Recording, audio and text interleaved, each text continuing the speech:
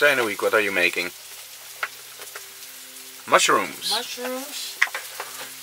And some bacon. Bacon.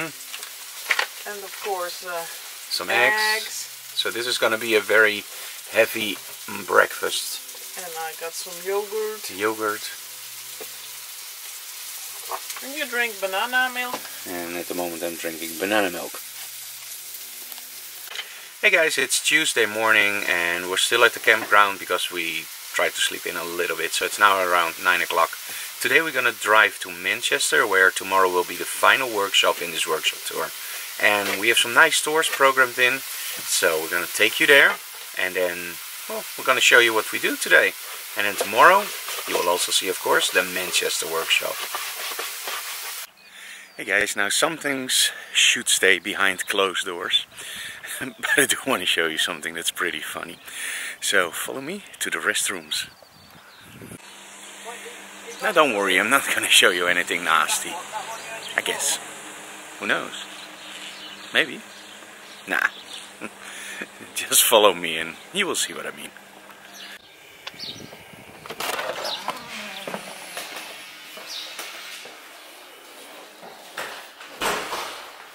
So I guess they're very afraid that you steal the toilet paper. Hey guys, now let's give a little bit of an RFP tip. The girls are now doing the dishes and I thought it's cool to talk a little bit about an RV. Now the first RV we bought was actually an older one. We wanted to make sure that we hit everything we wanted. And at that point we thought, let's take an RV where we have enough room and we don't have a fixed bed. Because a fixed bed will actually take away room, right? Well, after about 3 or 4 months, we found out that we made the wrong decision. Making up your bed every morning, making up your bed every night and taking it away every morning before you have breakfast is really, really tiring. So I wanted to get one with a fixed bed in the bed. So when we bought this RV, which is actually at this point our favorite RV we ever owned, and it's the second one. But, well, it just hit all the marks. We have air conditioning in the bedroom, which we really wanted. We have a fixed bed. We have a big garage where we can store our 2 mountain bikes without taking the steerings off. So it's a very, very cool RV. The other thing we had with the old RV is most RV refrigerators work on 3 systems: gas, the batteries, and of course the mains. Now when you drive, it will select the batteries of your RV. Now when you're on a campground, it will choose or mains power if you're connected to the mains, or it will choose gas if you're not connected to the mains. In our old RV we got food poisoning once, and the reason probably was that when it was on gas, the refrigerator, it did work. When we drove, it probably didn't work, and when we were on mains, it did work. Now I don't know the technical part about it. The only thing I knew is if I took out something at night, like a cold drink, it was really cold, and the food felt okay, but still we got food poisoning. And then we found out that during the day the refrigerator actually was very, very hot. So it didn't cool the food, it didn't heat it up, of course, it wasn't an oven, but it was above 15 degrees in the sun, so that's not good for food. So we thought about how can we fix this and how can we make sure that that never happened again. Now you know those weather stations you can buy for around, let's say, 100 bucks? Some of them have a Bluetooth connection with external sensors, and some of them, they have an iPhone app where you can actually see the graph of your temperature. Now we bought one with an iPhone app that actually tracks the temperature. So we have one sensor now inside the refrigerator, one sensor outside, and the main station is inside. So now in the iPhone app we can actually see the internal temperature of our RV, we can see the outside temperature, and we can see the temperature inside the refrigerator. Now make sure you have one that has a log, because if you only click on it and it will show you the current temperature, you never know how the temperature was in your refrigerator. So this one keeps a history. So as soon as we open up the app, we can actually see the whole history. And we try to keep the refrigerator between, let's say, 4.5 and 6.5 degrees centigrade. And without any doubt, this refrigerator is 100% perfect, because it can keep the temperature very, very easily. So, if you don't want to get food poisoning in your RV, get a cheap weather station, or, well, they're not really the cheapest of course, but get a good weather station with a Bluetooth sensor, place the sensor inside your RV's refrigerator, and use the lock function. So it's a very, very cool tip. And, well, if you ever had food poisoning, you will absolutely love this trick. Okay, so we're at our first stop where there should be a cool store. And well, one of the things that I might have done wiser was look online if the store was still there. Although I used Around Me, so you would think that Around Me was pretty accurate. But this, ladies and gentlemen, is supposed to be the store. Yeah. So let's try the next one. Now, one of the problems when you go to a town is actually parking the RV. So in this case we used an Asta parking lot. And we do take up 4 spaces. But, well, at least we found parking. And we do it on the outer sides of the parking place. So we don't take up too much space from the people who want to go in. Okay, now you might say that we could have turned the RV a little bit more to the right, because there's still a lot of space here. But do remember, when we have to get out, this is also pretty tight, and we have to be able to make the turn. So it's better to park it a little bit more antisocial, in other words, taking a little bit more space, so we know for sure that we can make the turn when we get out. And I'm afraid we've got some bad news for you guys. We're here in the street where the other store should be, and I'm gonna turn around the camera and you can see what the most signs say in this street. For let and for sale, and this should have been the store. Yep, so that's number 2. So a little bit more down the road we did find this place, very tight inside, and if you're into toys this can be interesting, but it's not really our thing. Nice and tight.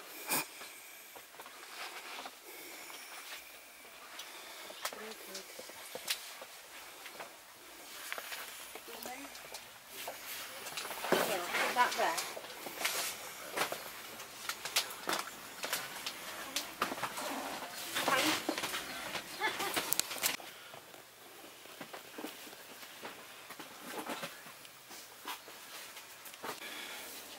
And they do have minions with guitars, but no photographers. He's bopping. It's now 3 o'clock and well, it's gonna be a very late lunch.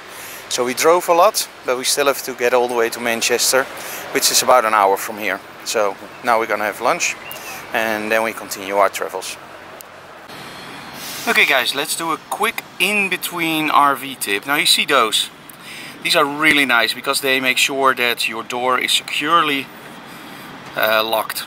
However, if you open them up, make sure that you put them in this position and lock it, because if you ever get into an accident and for example it's down, it will actually prevent you from opening the door. So if you have an RV with these kind of locks, make sure that if you open the door that you actually pull them this way and lock it.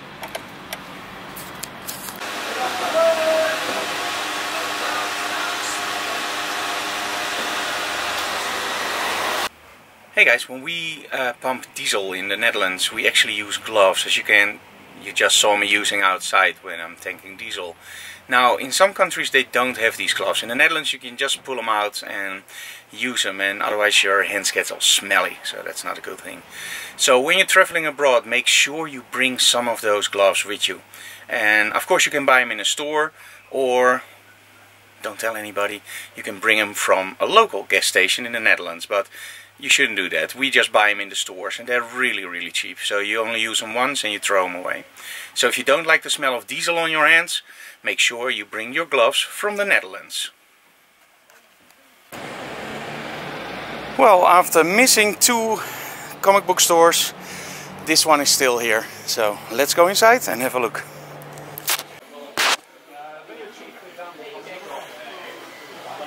Hi. Fine.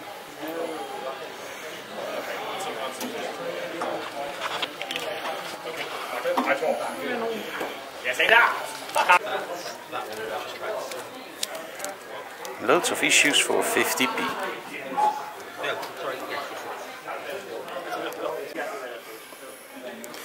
So Nadine, what are you looking for? Hex Men? Of course. Always Hex Men. No, not always. But a lot of Hex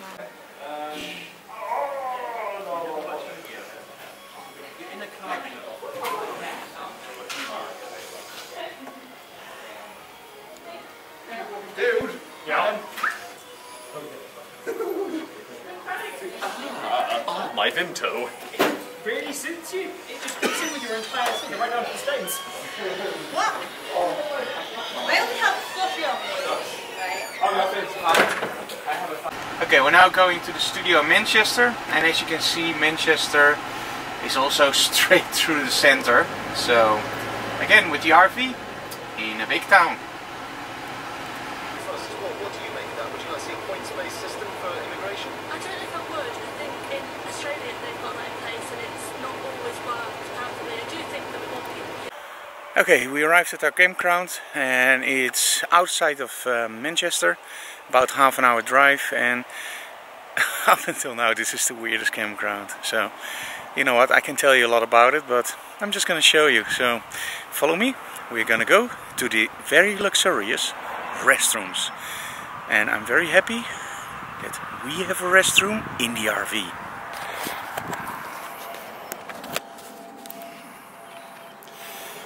Here we have our RV, and Nadine is working on the tent.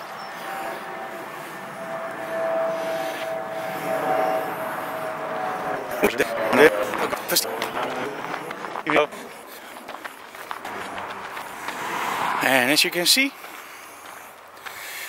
I don't think they have any showers, but this is the facilities.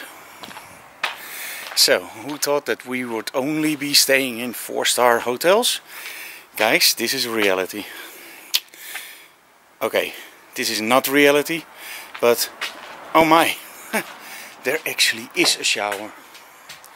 Wow, didn't expect that one. Okay, now this is the part that will stay behind the closed doors, so I'm gonna shut it down. Okay, as you can see, that was a potty, including a potty shower. That was the first time ever I saw that. But it's really cool, because now you can shower and go to the potty at the same time. Oh, well, anyway, we're gonna cook and sleep, and tomorrow we have the Manchester workshop. Looks really nice, Anouk. So what are we cooking? I have no clue, but I do know the mushrooms are very cheap in England. And we love mushrooms. Yeah. So I don't understand why people don't eat them more often. So, okay guys, so tomorrow the Manchester workshops, and you can of course see it again in behind the closed doors. And don't forget, go to Patreon, because thanks to Patreon this is all possible.